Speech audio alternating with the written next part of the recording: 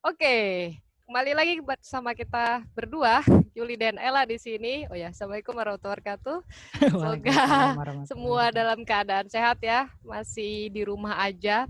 Kita menemani kalian semua.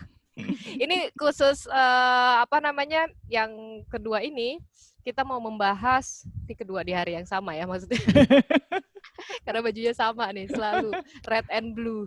Iya, akhirnya ketahuan ya warna kesukaan kita. Itu dia akhirnya. Apa namanya?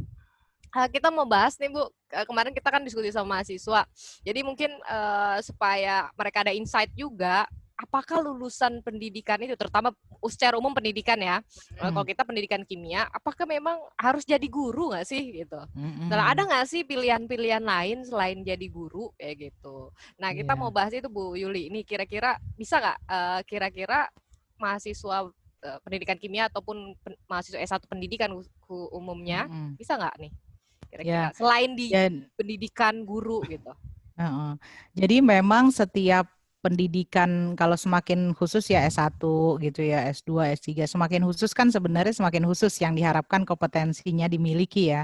Kalau lihat kerangka kualifikasi nasional Indonesia kita bisa ngelihat level S1 tuh harus apa. Kemudian nanti kita tambahkan spesifiknya di pendidikan khususnya pendidikan kimia misalnya jadi apa. Jadi memang ketika kalian memilih S1 pendidikan kimia gitu, kita sudah berharap kamu akan menjadi guru kimia gitu sebenarnya Oke. gitu. Oh, pendidik di bidang Tapi kimia ya. pendidik di bidang kimia. Tapi kalau misalnya kita lihat ya di dokumen kurikulum, kemudian dia hal-hal yang terkait, maka ada 3 poin, tiga profesi yang mungkin ya. Jadi profesi pertama adalah pendidik. Nah, pendidik ini memang levelnya sebenarnya kebetulan karena SMA tuh kimia di SMA berarti di SMA ya. Tapi ternyata memang sebenarnya bukan hanya SMA, bisa juga di SMP gitu kan karena ada IPA. Kemudian satu lagi kalau di SD memang terkait dengan sains ya, yang sains gitu. Memang agak semakin jauh tapi itulah yang bisa di-cover gitu. Nah, yang kedua yang bisa kita ambil adalah kita sebagai pengelola pendidikan gitu ya. Jadi pengelola pendidikan itu maksudnya entah kita sebagai wakil kepala sekolah, manajemen, bagian itu kita punya keterampilan itu yang dibentuk gitu. Nah, bahkan kalau pengelola pendidikan, misalnya nanti jadi wirausaha punya bimbel, punya apa, itu juga bagian yang dibentuk gitu sebenarnya dalam proses S1 pendidikan tadi. Nah, terus yang ketiga, kalau di dokumen kita itu yang ketiga adalah sebagai peneliti ya. Jadi karena skill-skill tadi yang kita mulai bentuk jadi mungkin belajar meneliti ya saat S1, tapi saya yakin bekal itu cukup untuk terus belajar ke depan gitu. Jadi peneliti, oh S1 udah paham metode seperti ini, Karena ini penelitian nggak sih Bu, kalau sederhana. di luar itu saya nggak tahu. Kalau di luar itu S1 udah ada tesis skripsi gitu nggak sih? Nggak ada, Nggak nggak ada ada, kan? nggak ada sama sekali. Jadi Nah, mereka kita mulai master, bahkan master pun kita kalau waktu saya sekolah gitu ya, master itu master project hanya 25%, sisanya tuh 75%. Jadi sederhana sekali. Jadi mungkin seperti kita S1 kita, tapi S1 kita cukup dalam buat saya ya untuk melakukan itu. Jadi bahkan makanya penelitian S1 kadang bisa dipublikasikan ke jurnal internasional bahkan layak banget memang ya. layak gitu Heeh. karena kan yang kalian lakukan juga dengan kajian ilmiah yang baik Meskipun kalau gitu. kita bilang levelnya S1 tuh baru belajar meneliti gitu ya. Tapi kan Iya, maksudnya kalau tapi kan dibandingkan belajar dengan yang lain dan belajar meneliti itu kan bukan berarti kita belajar yang salah gitu kan. Belajar meneliti artinya kedalaman. Kalau namanya belajar tuh kedalaman, bukan belajar salah kemudian akhirnya levelnya. kita levelnya gitu. Jadi saya pikir tadi ya kembali ke Bisa poin ya. pertama bisa mengenai kompetensi. Nah, selanjutnya kompetensi lulusan itu. Jadi sebenarnya dari awal kita memang sudah punya peluang itu ya, biarpun sekarang peluangnya semakin besar dengan kebijakan kampus Merdeka dan Merdeka Iya. Belajar. Tapi kita sudah melakukan itu. Nah, untuk membekali yang ada di S1 pendidikan sebenarnya prodi pendidikan misalnya kalau kita di kimia gitu sudah memfasilitasi mahasiswa gitu ya. Jadi kalau misalnya praktek mengajar sudah dilakukan karena itu bagian dari kurikulum. Kemudian kemudian kalau misalnya ada aktivitas BEM yang sifatnya pengembangan kompetensi apa sudah Ya. dilakukan.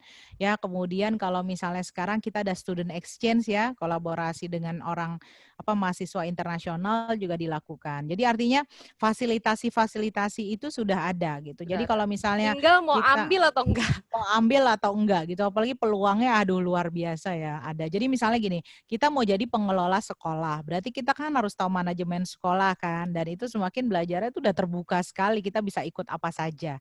Iya, banyak Kemudian kalau misalnya mau books jadi gitu ya. peneliti, mau jadi peneliti ya, jadi peneliti, oh saya penelitian bidang ini, oh saya ingin mendalami itu, bacaan, Survei apa ya. YouTube, Banyak. e-learning, aduh banyak deh, nggak ada. Sampai mungkin kalau waktu kita banyak gitu, kita bisa belajar banyak gitu. Tapi yang selain selain Dan motivasi masuknya belajar advantage ya. banget ya buat generasi sekarang ya, Bu. Beda dengan zaman Iya, mungkin saya atau ibu dulu bahkan gitu kan. Maksudnya yang iya. mudah sekali dalam mencari informasi, mencari ilmu, Mm-mm. terus apalagi dalam masa apa ya, thanks to COVID, conference Iya, banyak, terus kadang iya. gratis. Iya, Bahkan universitas bagus, pembicara-pembicara bagus, kita betul. punya peluang ya. Udah nggak ada barrier antar Hmm, negara dan borderless ya, ya, borderless education. Nah, kemudian kalau misalnya yang selanjutnya dalam proses profesi selanjutnya gimana gitu. Nah, kalau misal dilihat dari kompetensi lulusan, kan memang tadi ya pendidik, pengelola, misalnya peneliti. peneliti, terus kita Itu juga punya udah peluang. kayak pasti ya, maksudnya obvious kita Mhm, bisa gitu. sama ada di dokumen dan kemudian kalau misalnya kita lihat, kalian juga bisa melanjutkan sekolah gitu. Jadi Hmm, bekal-bekal yang tadi biarpun mungkin nanti pas masuk universitas tertentu, misalnya bukan universitas, artinya memang bekal materi kimianya kan mungkin kurang. Jadi mungkin ada martikulasi, ada apa itu tetap bisa kita lalui ya, bisa kita ikuti gitu. Nah, jadi lanjutkan menurut studi. saya lanjutkan studi. Jadi Bahkan melanjutkan ini studi bisa bisa. bisa cross nggak sih Bu? Maksudnya misalnya kita pendidikan nih, kita pendidikan kimia, bisa ke kimia. Iya, jadi sekarang kita Mungkin khususnya ya. kalau kampus Merdeka ya nanti ke depan kita akan bisa peluang kalian mengambil mata kuliah yang memang di luar untuk pendalaman materi itu. Tapi sekarang yang terpenting adalah kalian harus tahu apa yang mahasiswa harus tahu apa yang mahasiswa mau gitu. Karena kalau nggak ambil ini akhirnya nggak jelas mau ngapain gitu ya. Jadi itu penting sekali. Nah, kembali ke tadi Bu Ella, yang pertama kan kompetensi yang diharapkan memang ada di produk kurikulum ya. Nah, terus yang kedua adalah tadi bisa melanjutkan sekolah karena sebenarnya itu udah ada bekal, tinggal didalami saja. Kemudian terkait yang melanjutkan studi tadi kan berarti bekal content knowledge kalau ingin ke kimia yang non pendidikan ya. Kalau kimia yang pendidikan yang bidang ilmu ya mungkin dia mau lebih khusus lagi, misalnya mau belajar kurikulum aja, mau belajar evaluasi saja gitu. Ya Jadi bisa ya. itu sudah difikirkan ya, karena nanti mata kuliah pilihannya diambilnya, oh saya mau ngambil evaluasi didalami lagi, oh saya mau ngambil mata kuliah ini karena saya mau masuk ke teknologi pendidikan Iya ya. misalnya gitu ya. Heeh. Nah, selanjutnya kalau kita lihat di standar KKNI itu sebenarnya kan ada kompetensi yang memang ada di level 6, levelnya S1 gitu. Nah, itu kan kompetensi misalnya berpikir kritis, kemudian dia bisa menganalisis juga biarpun levelnya Skill mungkin ya, beda soft sama skill. skill-skill. Nah, skill kalian yang dosen-dosen sudah bentuk ya, misalnya kalian ada kadang group working, kemudian jadi ada project yang susah lah untuk dilakukan gitu ya. Atau hal-hal lain. Presenting ya kan. Namanya kan hidden curriculum. Kalian mungkin kita sebagai mahasiswa misalnya yang Don't do way banget tuh hidden curriculum. ya, hidden curriculum. Jadi tidak tahu sebenarnya rancangan pembelajaran itu sudah dirancang oleh dosen bukan saja yang ada tampak di depan mata, tapi Kan hanya ada yang knowledge. ya, bukan knowledge, ada sikap, ada hal lain yang ingin dosen itu bentuk. Kenapa sih harus kerjasama supaya kamu bisa punya keterampilan kerjasama, komunikasi dengan orang lain gitu. Kenapa sih saya harus ngerjain project ini? Karena misalnya dosen ingin kamu jadi fighter juga kan, berkomunikasi sama orang juga, kemudian menyelesaikan masalah sendiri, dikasih kasus gitu. Jadi hal seperti itu adalah hal yang sengaja diciptakan supaya kalian juga punya kompetensi yang utuh. Nah, kompetensi yang utuh tadi gitu ya, kompetensi yang utuh Jadi tadi bisa pemilihan kita terhadap apa metode pembelajaran itu itu by reason ya. Mengapa Iya, dosen ini memilih makanya. ini, cara Heeh. pembelajaran yang seperti ini gitu. Apa yang ingin dimunculkan ataupun ditumbuhkan, dikembangkan bagi para mahasiswa. Ya, jadi kalau kita jadi guru pun kan kita juga tahu Kayak itu gitu ya. Oh ya hari cara ini berpikirnya. hari ini kayaknya mau mengembangkan kerjasamanya nih gitu ya. Jadi banyak group working. Oh hari ini Jadi critical thinking. memvariasikan itu bukan hanya tujuannya untuk memvariasikan, tapi Iya, oh yang kemarin knowledge fokusnya, iya. yang ini fokusnya ini. Jadi kita setiap masuk kelas harus sudah memikirkan hari ini kita mau membentuk siswa seperti apa. Biarpun kondisinya online itu pasti bisa ya. Jadi kasih kasus, kasih apa yang dia berpikir kritis Oke, gitu ya. Pasti bisa itu. Nah kemudian tadi lanjut. Ya. skill lain itu berkontribusi terhadap profesi yang mau misalnya tiba-tiba Bu saya nggak jadi peneliti, saya nggak melanjutkan studi, saya nggak jadi pengelola, saya nggak jadi guru gitu ya. Terus misalnya Anda ingin menjadi wirausaha gitu. Berarti kan skill tadi bermanfaat kan untuk kompetensi tadi bermanfaat untuk Ya. sebagai wirausaha tadi gitu ya. Jadi misalnya oh saya fighter jadi jika kayak misalnya saya tuh di Sepak kan luar biasa ya kerja kerasnya karena memang harus praktikum dari jam 6 sampai sore. Kalau nggak bisa jawab pertanyaan harus keluar lab gitu ya. Kalau misalnya alat salah pakai dikeluarin lab lagi. Jadi hobinya dikeluarin lagi.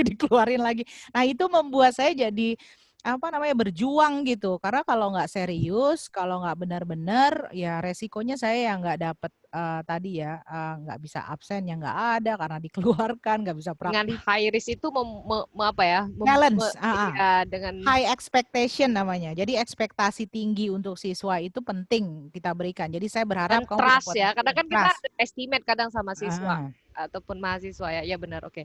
Oh. ya, jadi karena kita put Skill itu high bisa itu ya, expectation, bisa bermanfaat ya tadi. bermanfaat. Jadi kita biasa memberikan challenge kepada mahasiswa kepada siswa, maka itu akan membentuk dia untuk bisa termotivasi juga gitu untuk mencapai itu. Jadi itu juga ada teorinya ya. Nah, selanjutnya jadi feel free untuk menentukan mau jadi apa, apalagi khususnya kampus Merdeka ya. Jadi tapi jangan sampai nggak punya tujuan. Kalian bisa berubah, mahasiswa bisa berubah menjadi yang lain Mungkin nanti dengan kita harus khusus deh potensi bahasnya yang itu. ada. Maksudnya Iya. menentukan pilihan itu loh.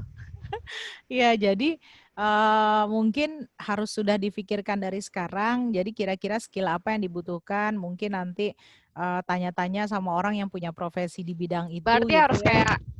kayak coaching, mentoring kayak gitu-gitu ya punya kayak coach gitu ataupun ada yang Iya, bisa diajak diskusi kira-kira kadang kan kita nggak bisa nih misal misal saya suka nanya ya misal Bu saya cocoknya gimana ya maksudnya gitu jadi punya ya, kadang kan orang bisa melihat kita secara objektif kita minta dia untuk bisa menilai kita secara melihat ya objektif namanya kayak critical friends ya. Ya, oke gitu. critical friends in any ways. Itu butuh Nah, yang terakhir Bu Elra mungkin yang mau kita sampaikan adalah ya harus percaya diri. Setiap orang punya bakat masing-masing ya. Yang jadi masalah adalah tadi kita jangan sampai nggak tahu diri kita siapa. Kemudian kalau ada yang mau jadi guru, saya nggak mau jadi guru Bu, saya mau jadi dosen. Nah, ketika menjadi dosen maka yang harus difikirkan misalnya oh jadi dosen harus dapat beasiswa harus punya apa? Oh punya IELTS harus punya IPK sekian. Berarti itu dicapai dulu ya. sebelum akhirnya oh dapat beasiswa kan orang yang memang terpilih berarti dia harus punya sesuatu. Nah, sesuatu. Jadi di tracknya ke belakang. Betul Jadi saya betul. mau jadi apa terus di track lagi ke belakang. Jadi kita butuh itulah yang kita akan lakukan gitu. Ya, kalau saya Gitu. lihat itu ada tahapannya sih Bu. Maksud saya lihat ada di kalau misalnya mau baca, mungkin kalau di UNJ belum belum ini ya tahap step-step Mm, itu. Tapi kalau di kampus lain Iya, tuh ada misalnya akses diri, kekuatan saya iya, gimana gitu. mana? Terus Mm, explore kualifikasi-kualifikasi untuk pekerjaan di bidang yang kira-kira kamu mau masukin itu apa sih yang apa? dibutuhkan ya kayak gitu. Jadi Mm. memang ada tahapan-tahapan tertentu yang harus dilalui dan bisa juga nanti mungkin mengikuti cara-cara apa sih yang harus kita ketahui Mm-mm. kayak gitu ya. Iya. Jadi banyak. Jadi kesimpulannya nggak harus jadi guru ya. Ya nggak harus jadi guru. Tuh, biarpun kalau misalnya kita Tapi persentase dan skill lain, guru itu bisa bermanfaat buat yang lain. iya, dengan profesi lain bisa komunikasi dengan orang lain itu kan skill yang kita bentuk ya. Mendidik orang lain itu skill kita Berbicara yang di kita bentuk. depan. Bicara di depan itu adalah skill yang buat saya nilai plus ya dibanding prodi lain ya gitu. Betul. Sebagai pendidik kan luar biasa. Wow, oke. Semoga mendapat insight ya. Kalau misalnya apa ya, yang lulusan S1 pendidikan itu terbuka lebar job Ya. marketnya ya untuk sekarang terutama. Intinya selagi masih kuliah gitu, kalau saya sih selalu bilang banyak-banyak pengalaman, kalau bisa Mm. perdalam skill-skill tertentu yang membuat kita berbeda dengan misalnya kandidat yang lainnya Lain. ketika nanti kita Mm-mm. apply Mm-mm. pekerjaan. Oke, manfaat Mm-mm. banget. Makasih Bu Yuli, kita Terima udahan dulu nih. kasih. Semoga bermanfaat. Assalamualaikum. Waalaikumsalam warahmatullahi